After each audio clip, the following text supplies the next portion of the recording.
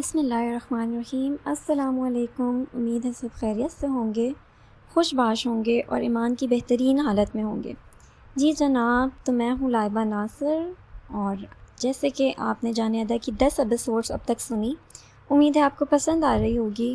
آج میں حاضر ہوں ایپیسوڈ 11 کے ساتھ۔ اسے سنیں اور سن کر اپنی رائے کا اظہار ضرور کریں، لیکن اس سے پہلے اگر آپ نے چینل کو سبسکرائب نہیں کیا تو چینل کو سبسکرائب کر لیں، ایپیسوڈ کو لائک کریں اور شیئر کریں تاکہ یہ دوسروں تک بھی پہنچے۔ چلیں اب بنا وقت ضائع کیے چلتے ہیں ایپیسوڈ کی جانب۔ وہ کچھ گھنٹوں میں ہی عزورہ کے ساتھ اپنے اپارٹمنٹ میں شفٹ ہو چکا تھا۔ وہ سرتا پیر اس کی چادر میں چھپی اپنے چند ضروری سامان کے ساتھ اس کے اپارٹمنٹ آ گئی تھی۔ وہ خود بھی وہاں رہنا نہیں چاہتی تھی۔ دارم نے اسے ماسٹر بیڈ روم دے دیا تھا، خود وہ باہر لانچ میں رہ رہا تھا۔ دوسرے دن اس نے میڈ بھی ارینج کر دی تھی، خود وہ ہاسپٹل سے جلدی واپس آ جاتا تھا جب تک عزورہ کے ساتھ میڈ رہتی تھی۔ شہباز سے متعلق نہ عزو نے اس سے کچھ پوچھا تھا نہ اس نے خود بتایا تو اس نے عزورہ کو یہ بھی نہیں کہ نور ارسلان کے دادا اختر شیروانی ایک دن پہلے اس کے ہاسپٹل آئے تھے۔ چند دن بہت بے کیف سے گزر ہی گئے تھے، آج اس کی عدت مکمل ہو گئی تھی۔ وہ بھی نہا کر نکلی تھی، بلو جینس پر آف وائٹ کلر کی ٹاپ میں ملبوس، لمبے بھورے بال کمر پر بکھرے ہوئے تھے۔ عزو میں آ جاؤں بیٹا؟ اس کی اجازت لینے پر وہ خیالوں کی دنیا سے باہر آئی تھی۔ ہاں آ جاؤ نا دار، وہ مسکراتا ہوا اندر داخل ہوا۔ کیسا ہے دار کا بیٹا؟ اس کے سر پر ہاتھ پھیرتا وہ محبت سے بولا تھا۔ ٹھیک ہوں دار، وہ بھی زبردستی مسکرائی تھی۔ وہ دونوں ہی ایک دوسرے سے نگاہیں چرا رہے تھے۔ عزو بچے تم جانتی ہو نا، دار تمہارے لیے کوئی غلط فیصلہ نہیں کرے گا۔ اس کے پوچھنے پر اس نے ناسمجھی سے دارم کی جانب دیکھا۔ کیا کرنے جا رہا تھا وہ؟ اس نے تیزی سے نفی میں گردن ہلائی تھی۔ نور ارسلان تم سے نکاح کا خواہش مند ہے، اور اس وقت تمہارے لیے اس سے بہتر کوئی انسان لگ نہیں رہا مجھے۔ وہ سیدھا مدعا پر آیا تھا۔ عزورہ نے تڑپ کر اس کی جانب دیکھا۔ دار وہ اس تھپڑ کا بدلہ لینا چاہتا ہے، بس وہ شہباز کی طرح ہے۔ وہ اس کے ساتھ لگی بے یقینی سے بولی تھی۔ اس کے دار کو وہ شخص اس کے لیے موضوع کیسے لگ سکتا تھا؟ بات اگر صرف ڈیل کی ہوتی تو میں کبھی تمہیں کہہ سکتا تھا اس سے نکاح کے لیے۔ دارم کے کہنے پر اس نے بے ساختہ نگاہیں اٹھا کر نور کی جانب دیکھا۔ تو اور کیا بات تھی؟ وہ باہر کھڑا ہے۔ دارم نے اس کے سر پر بم پھوڑا تھا۔ اپنے دار پر یقین کر لو، اس کا سر چونپتا وہ مان سے بولا۔ وہ سر جھکائے اس کے سینے پر ٹکا گئی۔ رمشا تمہیں تیار کر دے گی۔ نرمی سے کہنے پر وہ اب بھی اس کی جانب بے یقینی سے دیکھ رہی تھی۔ ایسا کیا کہہ دیا تھا نور ارسلان نے کہ اس کے دار کو راضی کر گیا تھا؟ کیا ہوا صالح صاحب، بیوی کہاں ہے میری؟ دارم کے اکیلے باہر آنے پر اختر شیروانی کے ہمراہ لاؤنج میں بیٹھا نور دل جلاتی مسکان لبوں پر سجائے بولا تھا۔ کالی شلوار قمیض میں ملبوس، بالوں کو پیچھے کے جانب سیٹ کیے، آنکھوں پر نظر کا چشمہ لگائے وہ چہرے پر اطمینان لیے بیٹھا جو اس کا خاصا تھا۔ دارم نے غصے سے اس کی جانب دیکھا۔ نور کی جانب سے چند ایک لوگ مزید موجود تھے، جبکہ دارم نے رمشا کو کال کر کے بلایا تھا۔ عزورہ کی جانب سے بس وہی 2 لوگ تھے۔ دارم وہ بہت ڈری ہوئی ہے، ہم جلدی تو نہیں کر رہے؟ رمشا نے دبے دبے لفظوں میں دارم سے کہا تھا۔ آج یہ عزو کے لیے ہی ضروری ہے، میں خود بھی نہیں چاہ رہا تھا ایسا کچھ۔ وہ کھا جانے والی نظروں سے نور کی جانب دیکھ رہا تھا، جس کے چہرے پر اس وقت فاتحانہ مسکراہٹ بکھری ہوئی تھی۔ اسے اچھی طرح یاد تھا کل وہ اسے کس طرح دھمکا کر گیا تھا۔ کچھ ہی دیر میں وہ اس کے پہلو میں بیٹھا دی گئی تھی۔ وہ چند انچ کے فاصلے پر بھی اس کے وجود کی لرزش محسوس کر سکتا تھا۔ یہ فطری تھا، لیکن عزورہ لاشاری اس وقت فطری شرم و جھجک کا شکار نہیں تھی۔ وہ صحیح معنوں میں اس وقت اس سے خوفزدہ تھی۔ 3 الفاظ الحمدللہ کے ساتھ ادا کرتے وہ اسے اپنے نام کر گیا تھا۔ نور ارسلان بھی تمہیں تمہاری اوقات میں رکھے گا۔ اس کے ذہن میں تو بس شہباز کے کہے الفاظ گونج رہے تھے۔ اسے وحشت اس وقت ہوئی جب اس نے اپنے نام کی پکار اس کی سماعت میں گونجی۔ اس کی جانب سے کوئی جواب نہ آیا۔ مولوی کے سوال کرنے پر بھی وہ خاموش رہی تھی۔ سی ریٹ لیڈی، اس کی سماعت سے نور کی آواز ٹکرائی تھی۔ پھر اس نے سر پر کوئی شفقت بھرا ہاتھ محسوس کیا جو اختر شیروانی تھے۔ قبول ہے، اس کے لبوں سے پھنسی پھنسی آواز نکلی تھی۔ اپنی ذات کے ہجوم میں بھی وہ تنہا تھی۔ اس کے سامنے کئی عکس تھے، سب عکس اس کے تھے اور سب عکس خاموش تھے۔ اسی خاموشی میں اپنی ہی آواز اس کی سماعت میں گونجی تھی۔ قبول ہے۔ آنسو آبشار کے مثل بہہ رہے تھے۔ یہاں اس کے سوا کوئی نہیں تھا جو اس کے اپنے لہو سے تر تھی، بالکل بے رنگ لہو سے۔ قبول ہے۔ اپنے تمام تر حقوق اس شخص کو سونپ گئی تھی۔ یہ فیصلہ غلط تھا یا صحیح، یہ تو وقت کے ساتھ ہی پتہ چلتا۔ مبارک سلامت کے شور میں بھی اس نے سر اٹھا کر اس کی جانب نہیں دیکھا تھا۔ ہوش میں تو وہ رخصتی کے مطالبے پر آئی تھی۔ دار نہیں، مجھے اس کے ساتھ نہیں جانا، پلیز دار، مجھے تمہارے پاس رہنا ہے۔ وہ اس کے سینے سے لگی تڑپ کر بلک رہی تھی۔ نو نے ناپسندیدگی سے اسے دارم کے سینے سے لگے دیکھا۔ وہ چادر میں چھپی ہوئی تھی۔ عزودار ہر جگہ تمہارے ساتھ ہے میری جان، نکاح کیا ہے تمہارا، خود سے الگ نہیں کیا تمہیں، تم تو میرے دل کا ٹکڑا ہو میرا بچہ، بس ہمیشہ یاد رکھنا کہ دار نے تمہاری بھلائی کے لیے کیا ہے یہ۔ محبت سے اسے خود سے لگائے وہ اس سے سرگوشی میں بول رہا تھا، جو کہ کچھ دوری پر کھڑا نو بآسانی سن سک رہا تھا۔ اگر میری بہن کی آنکھ میں تمہاری وجہ سے ایک آنسو بھی آیا تو باخدا تمہیں سانس سانس کے لیے تڑپا دوں گا میں نو ارسلان۔ جتنی نرمی عزورہ سے بات کرتے وقت تھی، اس کی جگہ اب چٹانوں سی سختی در آئی تھی۔ نو کے چہرے پر اب بھی مطمئن سی مسکان بکھری تھی۔ پورے استحقاق سے عزورہ کا ہاتھ تھامے وہ اس کے سامنے سے اسے لے کر گزرا تھا، جیسے کچھ جتا رہا ہو۔ وہ تمام راستے گاڑی کے دروازے سے لگی روتی رہی تھی۔ نو نے بھی اسے نہیں چھیڑا تھا۔ گھر پہنچ کر اس نے نرمی سے اس کا ہاتھ تھاما۔ عزورہ کے جسم میں چوٹیاں سی رینگنے لگیں۔ اس نے اس کے ہاتھ سے اپنا ہاتھ نکالنا چاہا۔ دسترس کس قدر بری شے ہے ینگ لیڈی، یہ شاید آپ نہیں جانتی۔ میں نے تمام زندگی آپ کی جستجو کی ہے اور اب آپ پر مکمل دسترس رکھتا ہوں، so don't you dare to do this again. اس کی کلائی کو مضبوطی سے تھامے اس نے جیسے وارن کیا تھا۔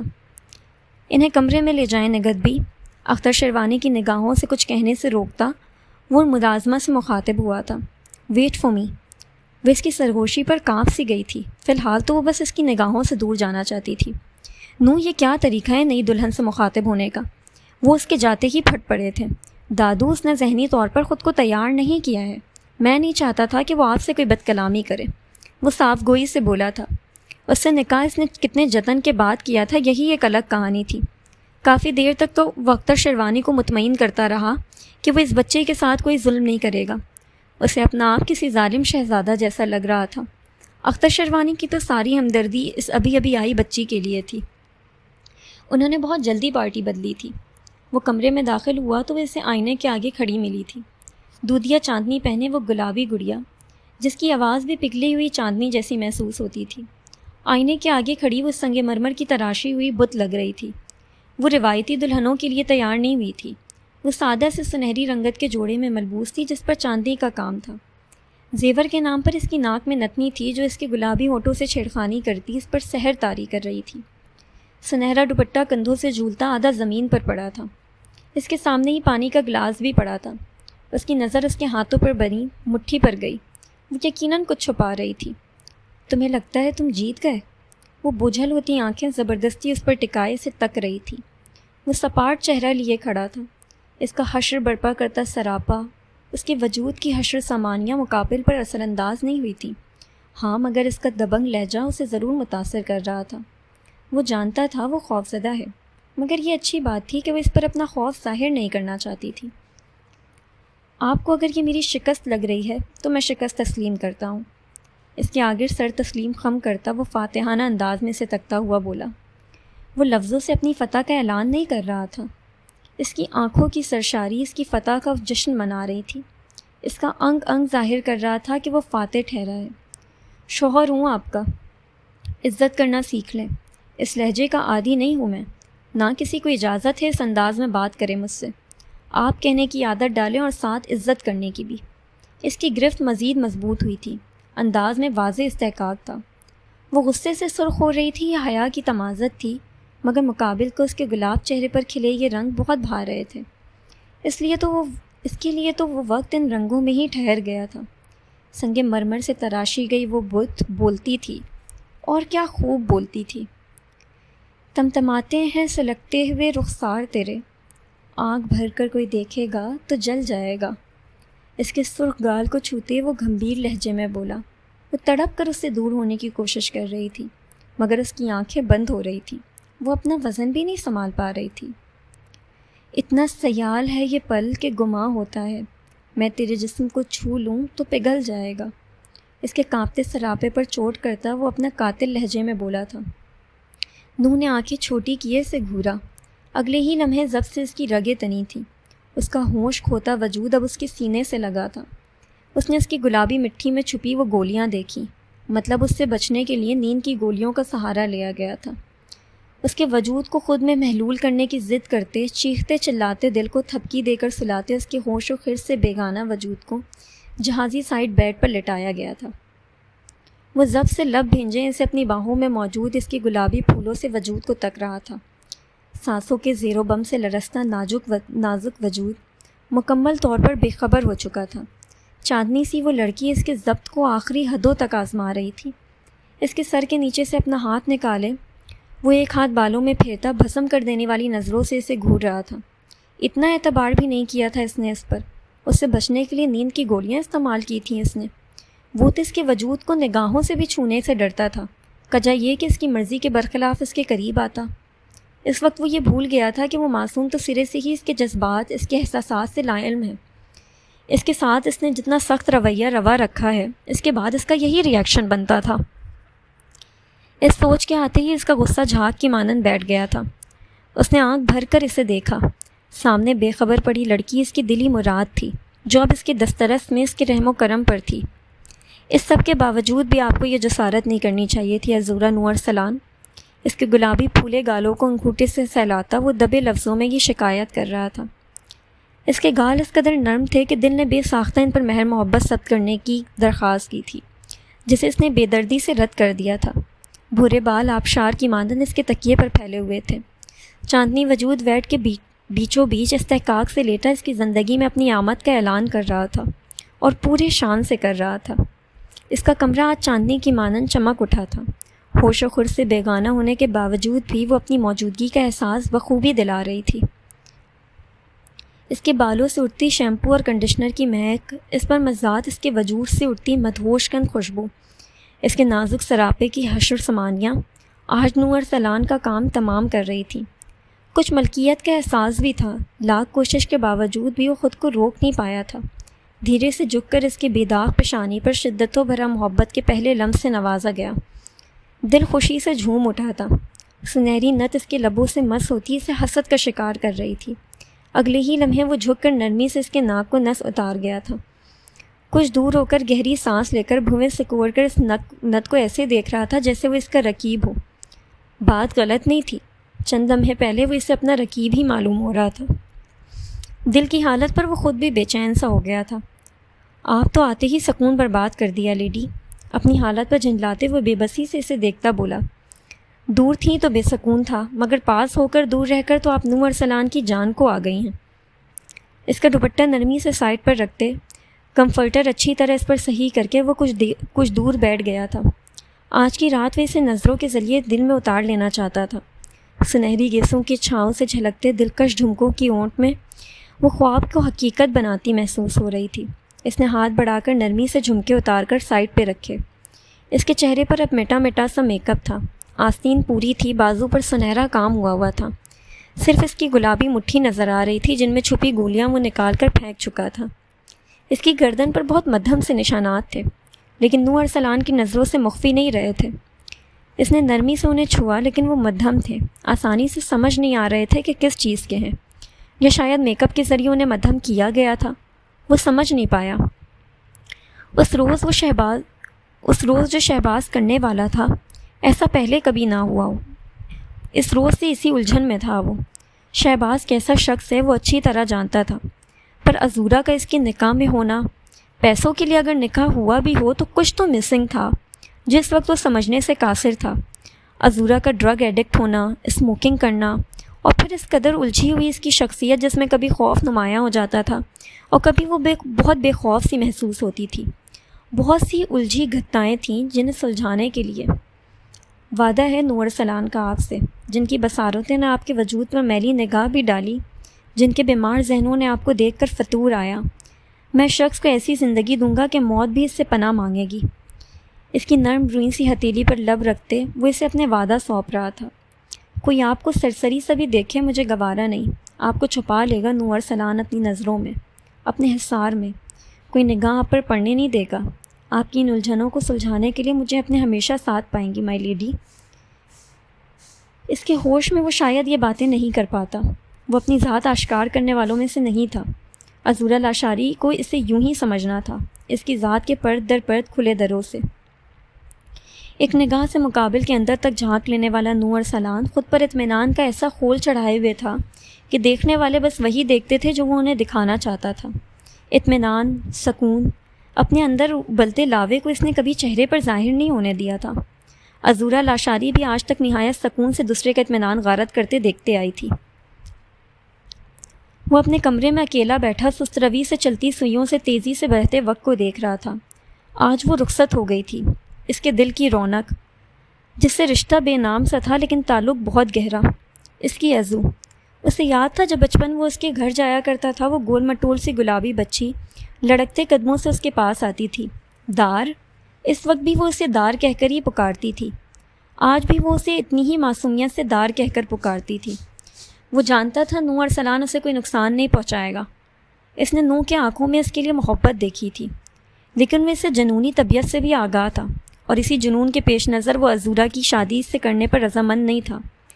تم آج ہی اس کا نکاح مجھ سے کرواؤ گے، ورنہ شہباز ضمیر جس حالت میں ہے اس کا ذمہ دار پولیس عذورا لاشاری کو سمجھے گی۔ نور ارسلان کی پہنچ سے تو واقف ہونا تم۔ اسے آج شام کی بات یاد آئی جب وہ اس کے سامنے کھڑا بہت اطمینان سے اسے دھمکا رہا تھا۔ تم مجھے دھمکا رہے ہو؟ اس نے یہی تو پوچھا تھا اس سے۔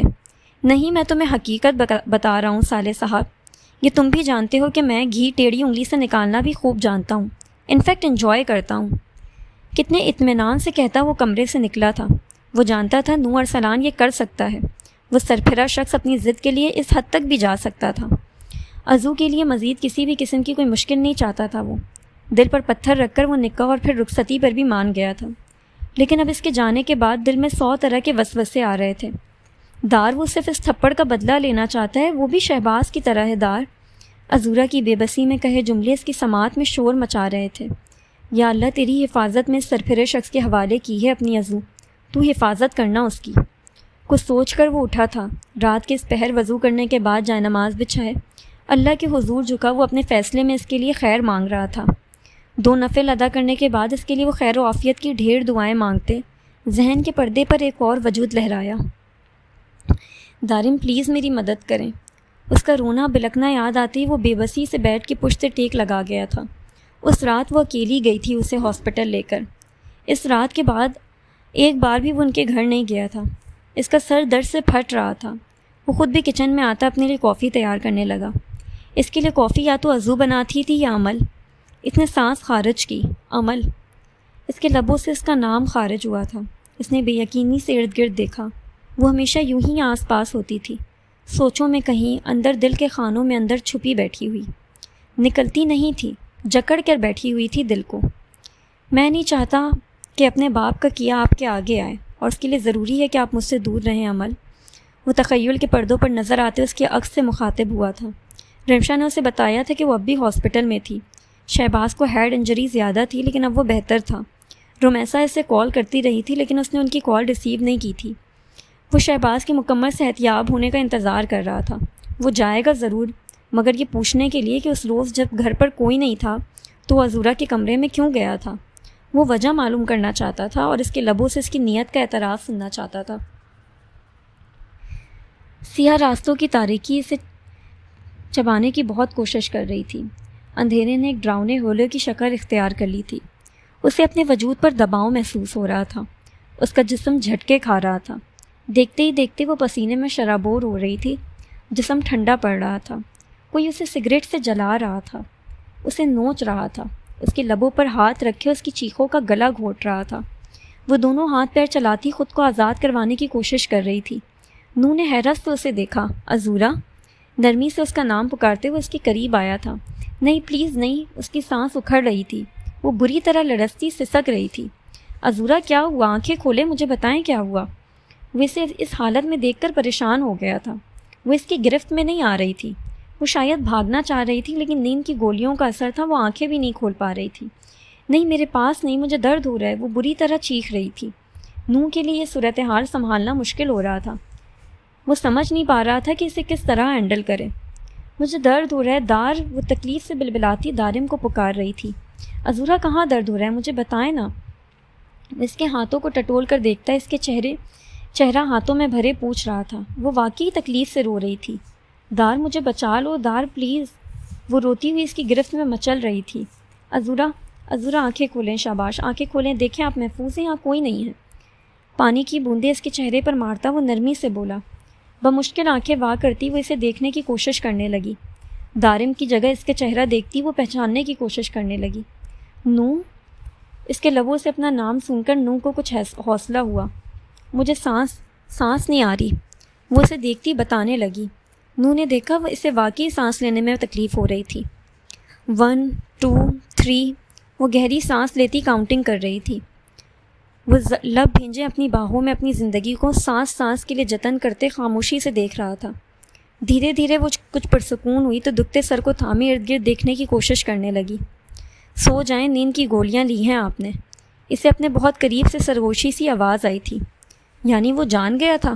وہ تڑپ کر دور ہونے کی کوشش کرنے لگی۔ بھوری آنکھیں گلابی دوڑے مدہوش کن منظر پیش کر رہی تھی۔ آپ کی جتن نہیں بھی کرتی، جب بھی آپ کی اجازت نہیں ہوتی میں قریب نہیں آتا آپ کے۔ اب سو جائیں، صبح بات ہوگی آپ کی اس حرکت سے متعلق۔ اس کے سر اپنے سینے سے لگاتا وہ سرزنش کرتے لہجے میں بولا۔ اس میں اتنی ہمت نہیں تھی کہ مزاحمت کرتی۔ اد کھلی آنکھوں سے اسے خود پر نظریں محسوس کر رہی تھی۔ جھنجھلا کر نرم ہاتھوں سے اس کا چہرے کا رخ دوسری جانب کر گئی۔ وہ اس کی حرکت پر حیران ہوتا مسکرایا تھا۔ وہ یقیناً نیند میں تھی۔